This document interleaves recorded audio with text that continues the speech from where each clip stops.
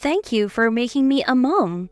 A new life, still small, had taken up residence in my womb. I believed everyone would be overjoyed. Yet, my husband was engrossed in his acts of betrayal against me. Now, feeling happy 3 years later, I can talk about those times. I am Nell Burks. Back then, I was pregnant. Even past 5 months of pregnancy, the morning sickness continued and I often had to take time off from work. My husband is Greg. We met at a colleague's wedding after party. He, a year older than me, worked at the same company. The first time I heard his singing, I was smitten. Not love at first sight, but love at first listen. I approached him and our relationship began. 2 years later, when I was 27, we married. Being an only child might be lonely, so we should have at least 2 kids, right? Yeah, maybe 1 girl and 2 boys? As long as they're healthy, the order doesn't matter. Greg, an oldie child, and I with a half-brother. We wanted to give our child siblings. We were excited about having kids right after getting married. Looking back, that might have been our happiest time.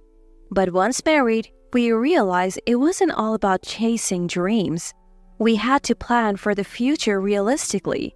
We decided not to have children for 3 years, focusing on saving money and enjoying life as a couple. Then, 2 years into our marriage, we relished our time together, indulging in shared hobbies like karaoke and exploring gourmet restaurants during weekends. Recently, Greg started playing golf on weekends, invited by his manager, leading us to spend weekends separately. I spent time doing things I liked. Being alone wasn't too bad. I had no significant complaints about our marriage, but there was something I regretted. That was our promise to not have children for 3 years. I heard from friends who had children, and I even had chances to hold their babies. Gradually, the desire to hold my own child grew stronger. Unable to wait any longer, I brought it up with Greg. Hey, don't you think it's time we had a child? Children are a blessing from God, so maybe we don't need to stick to our plans so rigidly. But Greg responded, I'm not ready yet. We still have a year left of our 3-year promise. There's so much I still want to do. Having a child now would be inconvenient. I was stunned. I had expected him to agree readily, but his unexpected reaction left me disappointed. This was something I couldn't do alone. Resigned to waiting, I decided to stick to our plan for another year. However, 6 months later, I unexpectedly discovered I was pregnant. I had been feeling nauseous for about a week and thought I had caught a cold. Then it dawned on me that my period was late. Could it be? The thought crossed my mind, but I dismissed it, confident in our birth control measures. Still, I decided to visit the gynecologist for peace of mind. After the examination, the doctor said, You're pregnant, without a smile. I had naively expected a cheerful congratulation, you're pregnant, like in the dramas, but his manner of tone was anticlimactic. As time passed, reality set in and I began to talk to my belly. Thank you for making me a mom. But when did it happen? I pondered and realized the exact date it must have occurred. Though earlier than I planned, I was sure Greg would be happy to know we were having a child. I waited for Greg's return, trying to contain my excitement. Did something good happen? Greg asked, noticing my unusual expression. Yes, actually, I'm pregnant. Pregnant? Who? Wait, you mean? That's right. That's strange. Are you sure it's mine? Excuse me? At Greg's words, it felt as if time had stopped for a moment. Of course it is. You might not remember because you were drunk. Greg thought for a moment and then seemed to recall. Really? But it's too soon for kids. I'm sorry, but can we not go through with this? I couldn't believe these were Greg's words. What? No way, this is our child. A blessing. You can't just say that. I'm definitely having this baby. Seems like there is no convincing you. Go ahead and have it if you want. From heaven to hell. Greg's indifferent words felt like a fall. His attitude changed dramatically afterwards. Isn't your morning sickness a bit exaggerated? Greg, insensitive to my struggles with morning sickness since the early stages of pregnancy, threw harsh words at me. I didn't expect him to fully understand the hardship of morning sickness, but at least a few kind words wouldn't be too much to ask for. I'll eat out, so don't bother with dinner, or the smell bothers me. I'll sleep in the next room, he would say, increasingly avoiding me and my frequent nausea. Greg's occasional weekend golf had become a weekly routine, and today, he left early again, invited by his manager. He's forgotten again. I noticed Greg had left his bag behind and thought I might still catch him, so I called his mobile phone. Huh? The sound of a mobile phone vibrating came from inside the bathroom. Looking over, I saw Greg's mobile phone ringing on top of the paper holder. Forgetting your mobile phone too? You're really hopeless. I picked up the phone. Excuse me? I saw the caller ID on the screen. An old hag. An old hag? Who's that? Just then, the sound of the entrance door opening echoed.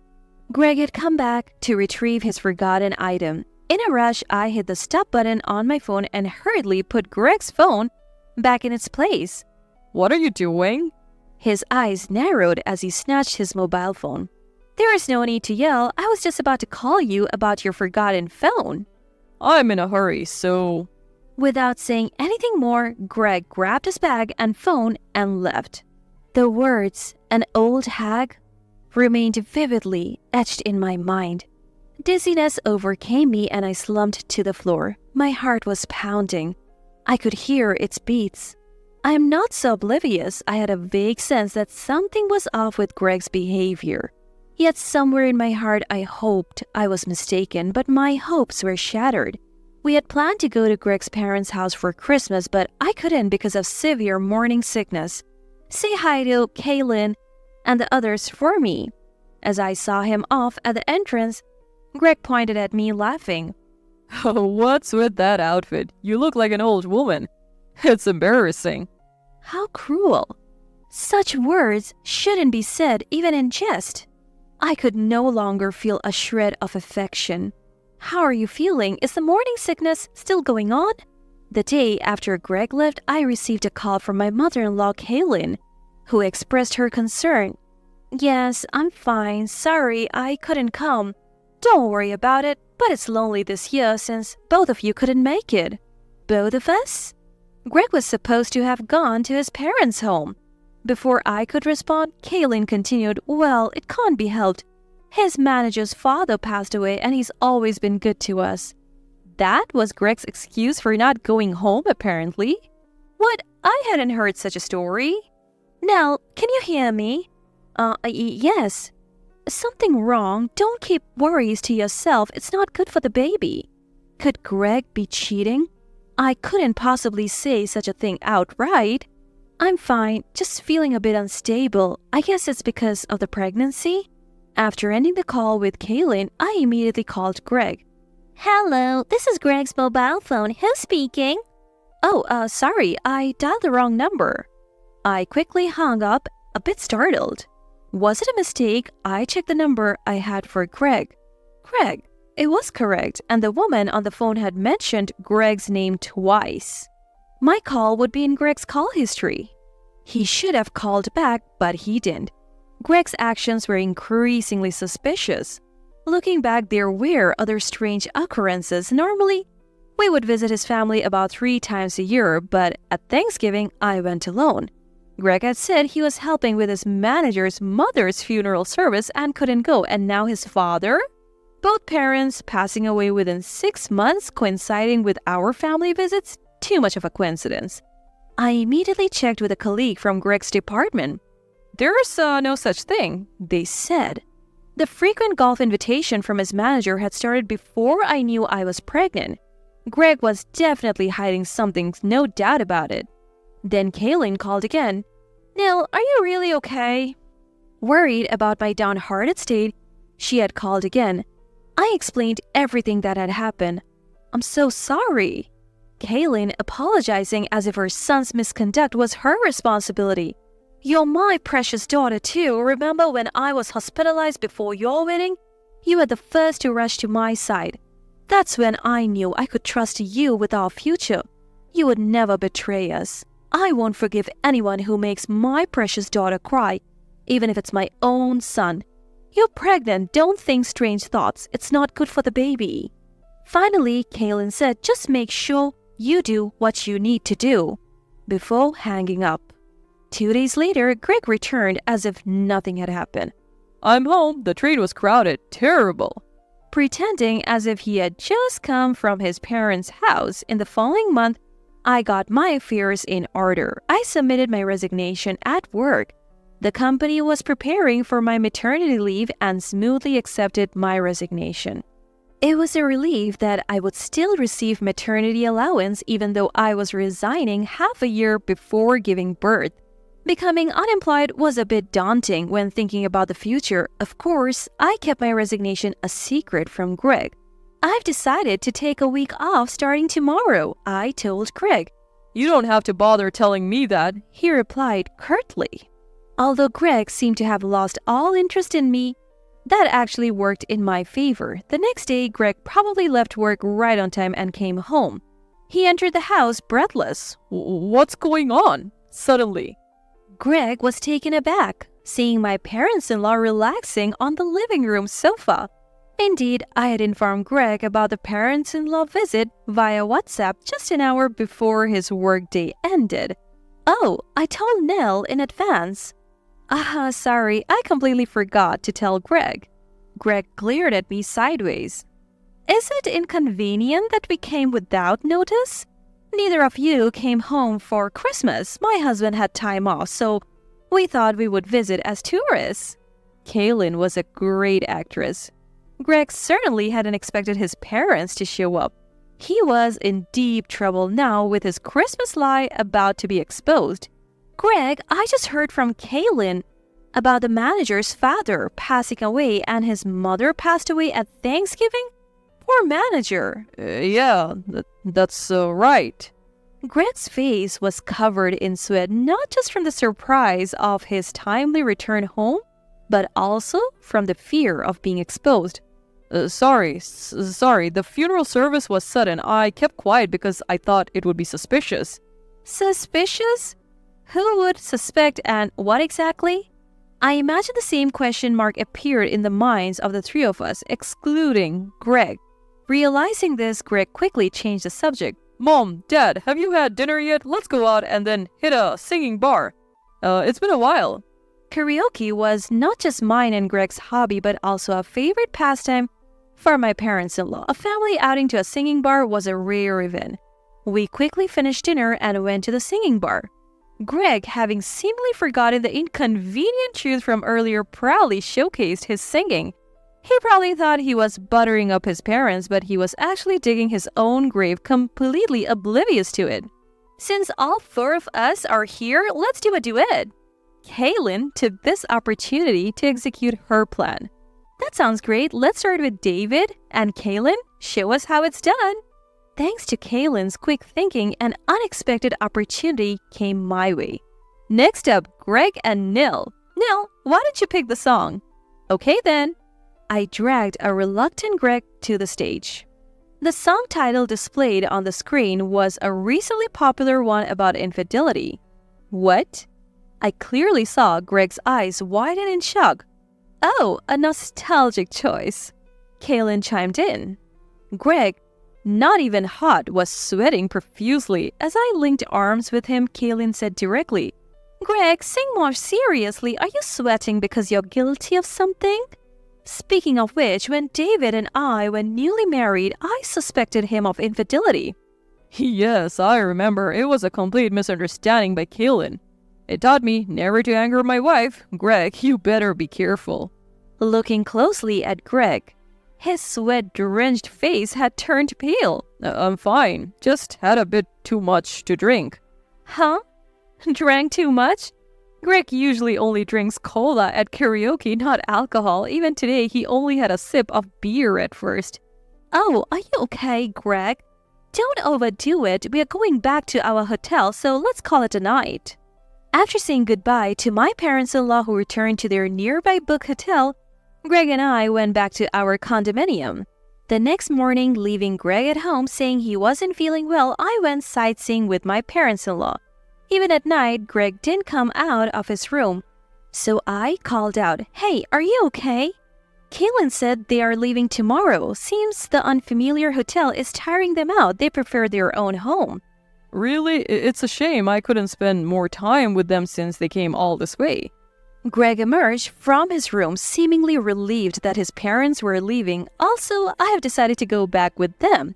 Greg appeared completely revived, knowing that the house would be empty except for him a while. That's good for Mom and Dad. You should relax too, Nell. I'll take you to the station tomorrow. The next morning, I said goodbye to Greg at the station and left with my parents-in-law. And that night, wow, Greg was shocked, as if he had seen a ghost. He almost collapsed at the sight of me and Kaylin standing at the entrance. Dropping his beer in surprise, it seemed he was literally taken aback. While feeling this, I just looked at Greg coldly without saying a word. Only David, my father-in-law, had actually gone home. Kaylin and I had returned to the condominium after some time. "Oh, you've spilled your beer? No need to be surprised. We are not ghosts, you know." But Mom, you guys were supposed to go home. Huh? Yes, David went back alone. I'm staying here tonight since I'm alone, but who might be visiting? There's a woman's coat hanging there. That, a colleague from work. Others were here until a moment ago. They left and she's only one now. The woman must have hidden when we unexpectedly arrived. Peeking into the room, a young woman timidly appeared from the balcony. Good evening. Oh, sorry, just needed some fresh air. Mr. Greg, I'll be leaving soon. After saying that, she picked up her bag and left. I recognize that woman. Isn't she from Greg's department? Her voice sounded like the one on the phone. You could have at least informed us. She left in such a shock. Greg finally stood up and grabbed a new beer from the fridge to drink. You know, it's not good for a married man to be alone with a young woman when his wife is away. Kaylin remarked sarcastically, making Greg spit out his beer. I was thinking of saying hello to your always helpful manager before leaving. No need to bother going all the way to the manager. It will be a laughing stock for an older woman to show up at the company. Greg tried desperately to stop Kaylin's action, really, but since you always receive so much help from your manager, I'll just give them a call to express my gratitude. Saying that, Kaylin picked up Greg's mobile phone from the table. Mom, stop it. Greg frantically tried to retrieve his phone, but Kaylin was determined. Just lend it to me. It was the first time I saw the usually calm Kaylin raise her voice. Kaylin looked straight into Greg's eyes. Greg, is it really so embarrassing for me to thank your manager? It's not that, but... Unable to meet Kaylin's eyes, Greg responded in a small voice. Then it's fine, Greg, you make the call. Greg seemed to realize he couldn't anger his mother any further. Suddenly, he bowed his head towards Kaylin. Mom, sorry, I meant to tell you the truth. The girl from earlier, it's not just a fling. Actually, she's pregnant. So I'm going to marry her and take responsibility. What? I was utterly stunned by Greg's shocking confession. Greg, do you realize what you're saying? There's also your child in Nell's womb. How will you take responsibility for that? It's Nell's fault. She decided to have the baby despite my opposition, and I can't even be sure if the baby's really mine. I mean, it happened just once unexpectedly. How can I trust that? Kaylin? Kaylin snatched the beer from Greg's hand and threw it in his face. What are you doing? Does this not wake you up? I was thinking I wouldn't disown you if you sincerely apologized to Nell. And what about that girl just now? If she intended to marry you, why did she run away like that? Greg was left speechless, effectively admitting to their fear. There's no more room for leniency. If you say Nell's child isn't yours, then you are no longer my child either. From today, our ties as parent and child are severed. You understand, right? And you're forbidden from visiting our home or meeting the baby. I'll make sure you pay for hurting my daughter Nell. Tell your new wife too. Mom? Greg couldn't say anything more in the face of Kaylin's fury. Of course, even if she said they were cutting ties, it doesn't sever the legal family registration bond. Yet, that was the extent of Kaylin's feelings. This husband, he hurt not only me, his wife, but also his own mother. You can leave Kaylin and the others to me. Take care of your new wife and the child in her womb. Now, please sign these divorce papers and leave the keys to the condominium. I placed the divorce papers and keys on the table. Let's go, Kaylin. I had already had my belongings picked up by movers. I never returned to the condominium. The next day, I finished my resignation at the company and went home with Kaylin. A few days after returning home, I received a WhatsApp message from Greg. The main points were, he filed the divorce papers, he would give me all the money we had saved together, asking me not to hire a lawyer. No words of regret, no apology, just thinking about his own skin. I had no more lingering feelings. A few days after receiving WhatsApp from Greg, the father of his affair partner went out of his way to visit our family soon. I am terribly sorry for the trouble my daughter has caused. He didn't want the matter to become public and offered settlement money. It turned out she wasn't even pregnant. Greg separated from her and resigned from his job. From what I heard from a colleague, that woman left the company and soon got engaged to another man. Rumors suggested that her parents hastily arranged a match to vanish her relationship with Greg like mist, pushing her into a new engagement. Greg divorced his pregnant wife. After that, a female employee from Greg's department resigned. These are the only two facts officially recorded at the company. Anything about Greg's relationship with that woman or their subsequent lives remain mere whispers and rumors. Nevertheless, labeled as the lowest man who cheated on his pregnant wife, Greg managed to turn all the female employees at his company against him. Unable to bear the scandal, Greg left the company 6 months later. The marital bond was severed, but the connection between me and his parents continued. To me, parents-in-law were technically adopted parents. Before our marriage, Greg had said, eventually, Dad and Mom will be under Nell's care, so I want Nell to have a share of the inheritance. He had asked his parents to adopt me. I had lost my parents early and was raised by my grandparents. Knowing my family circumstances, parents-in-law had adopted me as their daughter. It's safer for you to give birth here. Kaylin made various arrangements so I could deliver near my childhood home. Thanks to her efforts, I safely gave birth to a healthy baby boy. Hoping he would grow up humble and kind, my adopted parents named him Charles. Mom! My 3-year-old son, playing with Kaylin in the yard, ran up to me. I'm home! I picked up my son, gazing at the sunset. Everyone perceives happiness in their own way. I want to show my son various beautiful scenes in life. Nell, stay strong. I felt as if my father and mother, who had passed away early, were smiling at me from the heavens.